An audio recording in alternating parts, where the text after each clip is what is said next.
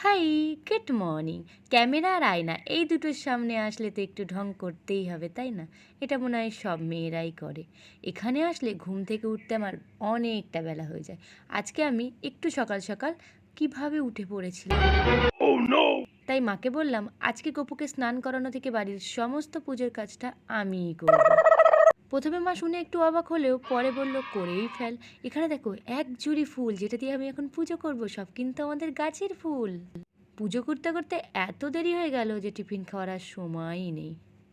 তাই মাকে বললাম আমাকে একেবারে ভাতটাই দিয়ে দাও, সকাল আর দুপুরের খাবারটা আমি একেবারেই সেরে নিই। বাবাইকে এখনই উঠতে হলো, কারণ আমি খাচ্ছি ওকেও তো খেতে হবে, তাই না? তাই ওকে একটু খাইয়ে দিলাম। তারপরে আমার সব থেকে ফেভারিট জিনিসটা এখানে খাচ্ছিলাম, সেটা হলো গাছ থেকে পাড়া আম। আর সেটাকে একটু টক ঝাল মিষ্টি দিয়ে তো মাখতেই হতো না, সেটা খেতে খেতে তারপরে কিছুটা রিলস বানিয়ে নিয়েছিলাম। চলো বাই।